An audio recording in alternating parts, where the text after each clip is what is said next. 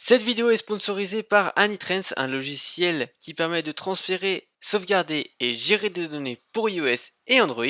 Il peut satisfaire quasiment tous vos besoins. Vous trouverez un lien dans la description vers le site de téléchargement du logiciel. Vous aurez aussi un lien vers ma vidéo de présentation d'Anytrans. On passe maintenant au sujet de la vidéo. Hey, c'est Romain, on se trouve pour une nouvelle vidéo. Ça faisait longtemps et vous aussi vous m'avez manqué.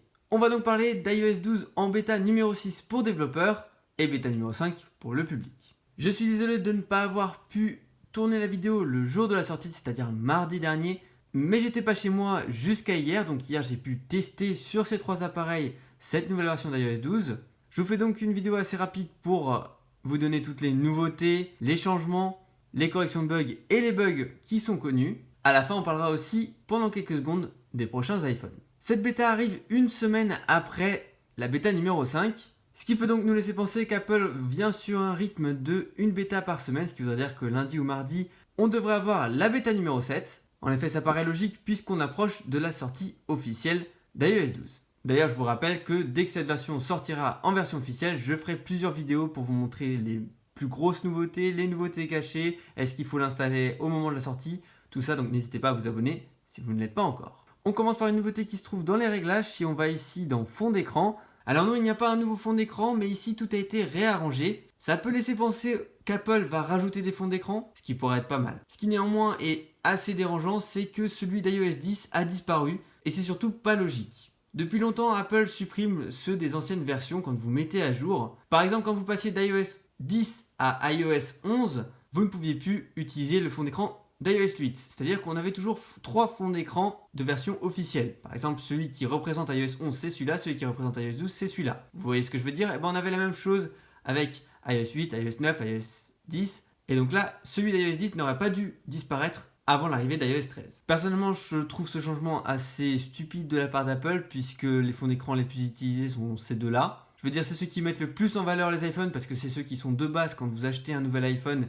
Il est avec le fond d'écran de base de la version dans laquelle il est et il devrait être en haut. En parlant de fond d'écran, il y a aussi dans l'application maison des nouveautés au niveau du fond d'écran. Mais j'en profite pour vous montrer une autre nouveauté de l'application maison, c'est tout simplement ce texte de bienvenue. Il se trouve que pendant les bêtas, ils vont souvent changer les textes de bienvenue, c'est pour ça que tout à l'heure on va voir que celui de l'App Store a été modifié. Et donc à la sortie officielle, toutes les applications où il y a un texte pour nous expliquer qu'est-ce qu'il y a de nouveau dans l'application auront à nouveau le texte qui s'affichera. Quand vous appuyez sur le petit bouton Home en haut et que vous descendez ici sur fond d'écran existant, vous avez ici trois nouveaux fonds d'écran bien différents des anciens. Vous pouvez toujours utiliser ce que vous utilisiez avant dans vos albums privés. Par exemple, j'ai mis le bleu ici et ça fait un effet assez stylé. Je vous en parlais, quand vous cliquez pour la première fois dans l'App Store, une fois que vous avez mis à jour cette version et surtout quand vous ferez la mise à jour officielle en septembre, vous avez ce texte de bienvenue qui est légèrement différent de l'ancien. Ils le mettent à jour régulièrement dans les bêtas pour qu'il soit le mieux possible lors de la sortie officielle. L'application iBooks a elle aussi le droit à un nouvel écran d'accueil avec ici écrit premier pas et de jolis petits livres. Toujours dans les écrans d'accueil, quand vous allez ici dans l'application message et que vous cliquez sur l'App Store de l'application message,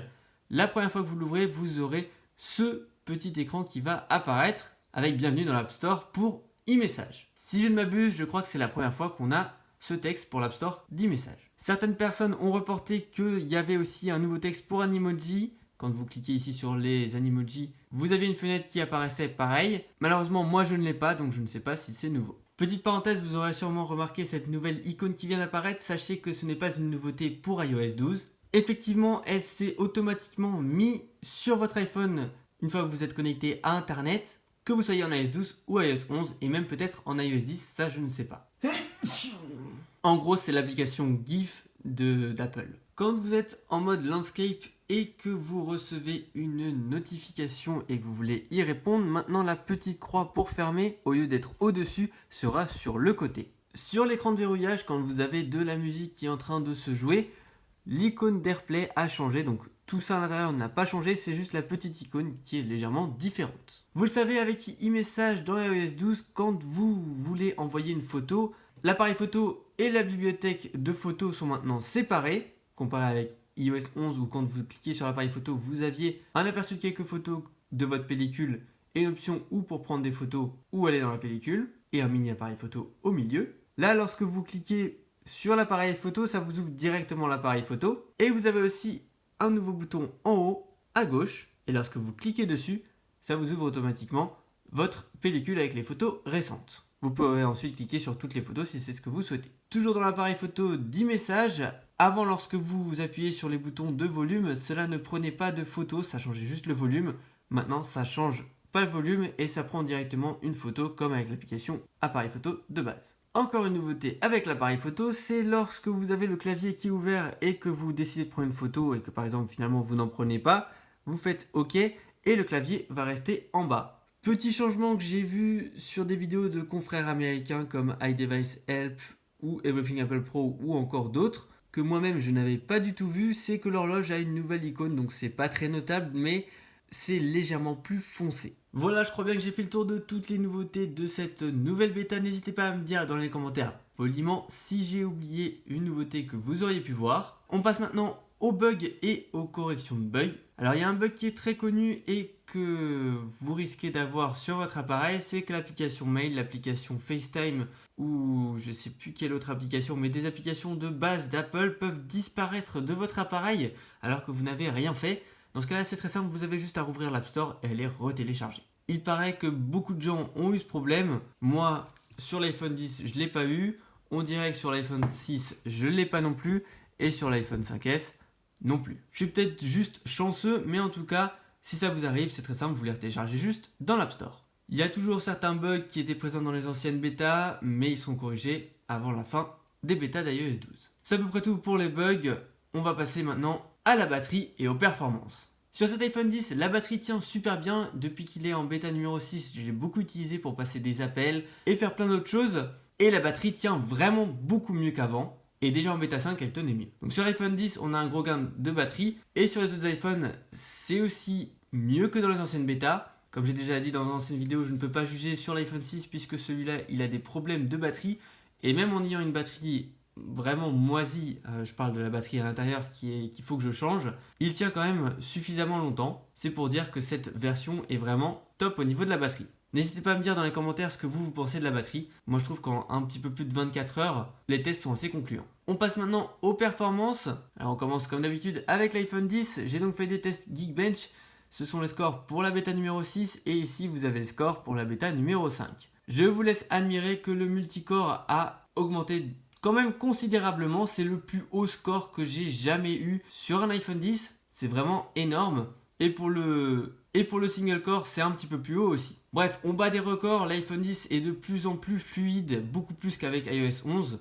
Et je peux me permettre de le juger puisque j'ai l'iPhone 10 depuis le début, avec la première version d'iOS 11 compatible avec l'iPhone 10. Et j'utilise l'iPhone 10 en iOS 11 tous les jours. Les applications s'ouvrent beaucoup plus vite, hormis l'App Store, mais ça c'est parce qu'il faut qu'elle charge quand vous l'ouvrez pour la première fois. Mais regardez, quand j'ouvre, c'est quasiment instantané.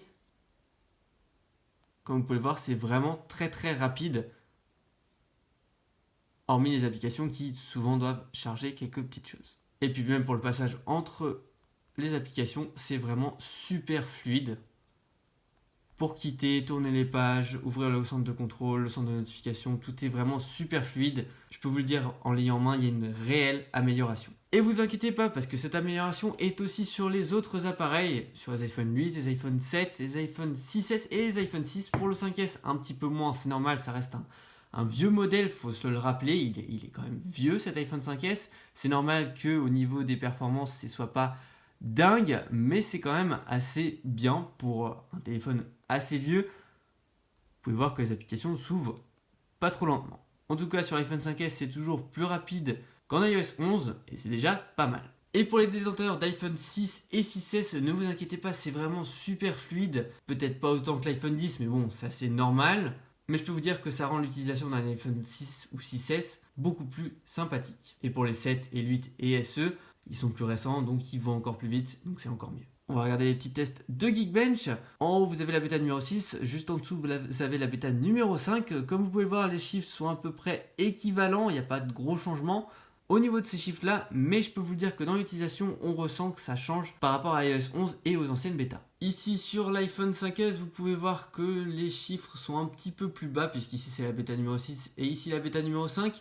Mais ça n'empêche que ça reste très fluide. les tests que j'ai pu faire en ouvrant les applications, tout ça, enfin bref, en utilisant l'iPhone comme on l'utilise. Après, comme je vous le disais tout à l'heure, ça reste un iPhone 5S, faut pas être trop exigeant là-dessus, mais ça reste plutôt fluide. Comme promis au début de la vidéo, on va parler quelques secondes des prochains iPhones. Alors on va pas trop s'attarder parce que c'est pas une vidéo consacrée, j'en ferai peut-être une si vous le souhaitez. Mais grâce à la bêta numéro 6, on peut voir, j'ai trouvé cette image sur le Twitter d'iDevice Help. Vous pouvez donc voir ici qu'on a une petite alerte. Cette alerte nous indique que les prochains iPhones auront, attention, la possibilité d'avoir plusieurs cartes SIM dans votre appareil. 2 pour être plus précis. Enfin personnellement je pense qu'on peut pas en avoir plus que 2 dans l'iPhone. Mais déjà de pouvoir mettre 2 cartes SIM dans l'iPhone, ça me paraît une bonne nouvelle. Ce sera bien évidemment que pour les prochains iPhones. Donc voilà, j'espère que cette vidéo vous a plu. Si c'est le cas, n'hésitez pas à la liker, à vous abonner à la chaîne si ce n'est pas encore fait et surtout à partager cette vidéo tout autour de vous, que les gens sachent qu'est-ce qu'il y a dans les bêtas d'iOS 12. N'hésitez pas à regarder les autres vidéos sur iOS 12 ou sur la dernière version d'iOS 11 si vous y êtes encore. Et moi je vous dis à la prochaine. Ciao!